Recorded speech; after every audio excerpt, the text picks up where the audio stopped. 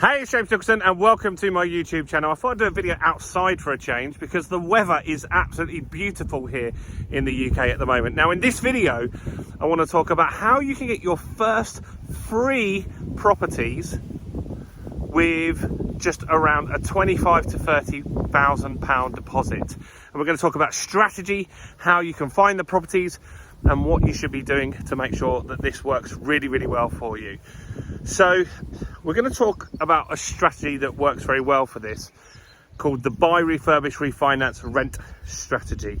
This is what I would do if I was looking to grow a modest sized portfolio with a fairly decent deposit, but you didn't want just one buy to let. You see, what you could do if you had 30 grand is you could buy a property up north, a 2-3 bedroom house in good condition, so it wouldn't need anything done to it, for around £100,000.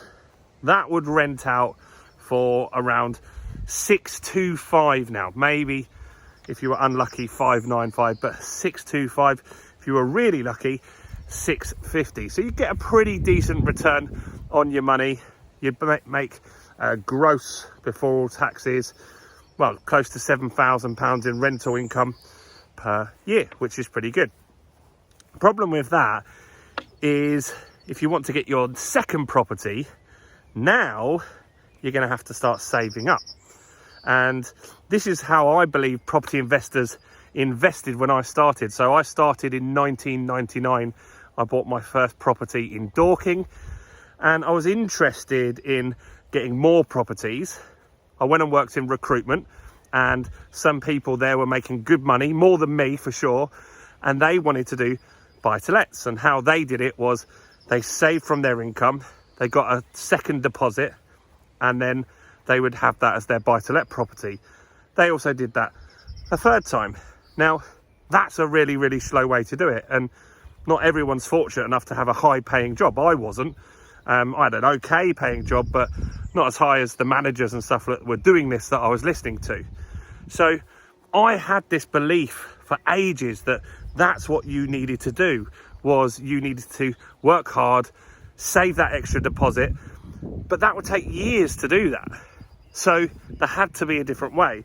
And I read a book from somebody in Australia. I can't actually remember the name of the book or who it was, but it was about a guy who got 1,000 houses. And he started talking about buying the ugliest house on the best street, doing that property up, getting it revalued at a higher amount, and then pulling your money out and going again. So that's what I started looking at doing. And so I've done quite a few of these buy, refurbish, refinance, rent situations now. For example, that first property in Dorking, although I didn't know this initially, I've now turned that into a 1-bedroom property. So it was a studio flat.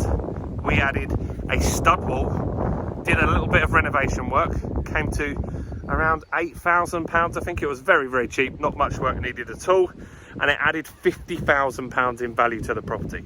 So let's talk about how you could do this. So if I had 25 to 30 grand, what I would be doing is looking for properties up north. I'd look for houses rather than flats, and I would look for 2 bedrooms to 3 bedroom properties, nothing bigger, because I'd want it to be fairly straightforward, especially if I was just starting out. And I would find the properties that are run down, that need work doing to them, because they're going to be the cheap ones. Now, down south, they're quite hard to find those. Up north, you can actually find them just on Rightmove. That's one way that you could find this kind of property, or at an auction. So an auction is another option for you to do that, or you can find them by going direct to vendor. That could be another way. So networking, Gumtree, Facebook groups, those sorts of things. We'll go into that in another video. But that's the thing, right? So you want to find a property that's priced around £50,000 to £60,000. That's the sort of sweet spot that you want to look. You want to make sure that the work required is just internal work here, really, right? So we're not talking about new roofs, because a roof doesn't add any value. We're not looking at really doing extensions. We just want to be doing things like plastering. we want to be doing things like kitchens, bathrooms, decorating, carpets, that sort of stuff. So we're going to buy it for £50,000 to £60,000. Trust me, if you look on Rightmove, you can find tons of these sorts of properties right now. And then what we want to do is we want to look at Rightmove as well, and we want to look at the same sort of property that's in good condition.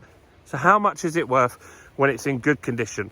And we want to make sure that they're going for around £100,000. That's very, very important. If they're not, and say you could buy it in a bad state for 50, but done up it's only worth 60, that's not going to work. You might have to look in a different area, a different town. This works in Doncaster, it works in Hull, it works in Rochester. Those sorts of towns are quite good. So that's the starting point for you, right? So you find your 50 grand, 60 grand house. Then I want you to do that property up and keep your budget to around £10,000 to £12,000. Now, I've seen comments on this, particularly from people that do building work in the south, saying that's unrealistic. Very unrealistic in the south, you're right. In the north, no, you can do that quite easily. There are tons of people that will do that work for you to a decent standard. So you can buy kitchens from places like B&Q. It's called Trade Point. If you get a trade card, get 10% off then. My kitchen in my property in Doncaster was 1,500 quid. My bathroom was less than 500 quid for the suite, right? These things don't cost as much as you might think. Get all of that installed. Carpets, 600 quid to carpet a house. Decorating, down south might cost you 3 grand. Up north, 600, 700, 800 quid tops. And you can get the whole house decorated as well. Or you can save even more money doing it yourself. Right, so you're taking your 50 or 60 grand house, you're then putting into it around about 10, 12 grand. Obviously you've got fees. So you want to try and get into this deal for as close as you can, or less than £75,000, right? That's very, very important. Then you would refinance it. So initially you might buy on a bridging loan. So that's a shorter term loan. Or if you've got cash, if you're in that position, that could be great, but we're assuming you haven't got cash. So you'd buy it on a bridging loan, right? Then you'd flip it onto a mortgage, right? And the goal is to get it valued at 100 grand. So how you can do that, I normally make a little information pack to give to the valuer, and I'll find properties in the area that's sold for 100, because that's really what he's going to base, or she is going to base their data on. And then if they can get you that 100 grand valuation or close, that means that they're going to lend you 75 grand. You can then get all of your money back from that deal, and then you can go again, right? You can then invest and you'll have all of your initial money back, your 25, 30 grand back, and then you can do a second deal, right? And so then you're going to look for another deal.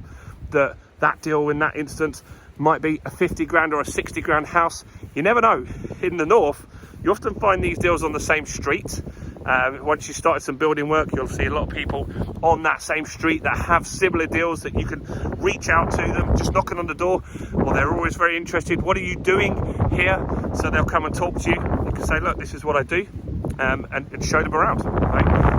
We've got some interest on some deals coming up because of that. And then you're looking for that second deal, right? Now, you don't have to jump into this straight away. You need to be looking for the right deal. So don't think, oh, now I'm going to jump in and that one's 65 grand or 70 grand, because the ceiling price on the upper valuation, particularly in these areas, is normally 100, right? So that's the upper level. So you've got to be buying it at 50 or 60 grand. Sometimes you just need to be a bit more patient. But with the market as it is, there are more of these deals coming on the market than ever before. So then you're going to get that second deal. You're going to do the same kitchen, the same bathroom. Normally these will be terraced houses up north, same layout. So the kitchen will be identical to the one that you've got. Don't try and start being clever, making new kitchen designs each time. That then gets expensive. The builders that you've got will be cheaper, more efficient, faster, quicker, and do better job for you if it's the same cookie cutter thing every time. If you have the same kitchen, the same paint, actually some of the materials from the first job will come over to the second job. You'll have leftover paint, you'll have leftover plaster. All of these things will save you money on that second job. The second job's actually normally that little bit cheaper, as long as nothing goes wrong, obviously. And then you're going to do the same to get your third property. This is how you recycle your money. This is called buy, refurbish, refinance, rent. I did not know this for 10 years. I've been investing in property for nearly 25 years now. I didn't know this for the first 10. Like I said, I thought that all you did was that you save more money, right? And that is really, really slow. Really, really slow. Now, sometimes this won't go totally right. What might happen is you might get a down valuation. So they might say, hey, look, the house is only worth 95 grand. So then you're not going to pull out all of your money. You might be 5 grand short. But then you know you've only got to save 5 grand to be able to do it the second time. You'll get that from your rent or from your job. Over time, you'll be able to do that because you've got that second income coming in now. So you might get a little bit of a down valuation. It does happen. But if you use this strategy, this is how you make really good wealth in property. It also protects you if the market goes down. A lot of people are concerned, is the property market going to crash? Well, if you pulled all your money out, why are you bothered? Because you've got nothing in that deal anymore. Yes, of course, you don't want the market to go down. You'd like it to keep going up. But if you've pulled all of your money back out and you're making cash flow every month, that's a great deal in my opinion. So let me know your thoughts. That's how you can get your first 3 properties. It works absolutely really, really well. Seems obvious. Not everyone knows that. And so it is a great strategy. Hopefully it's not too windy here.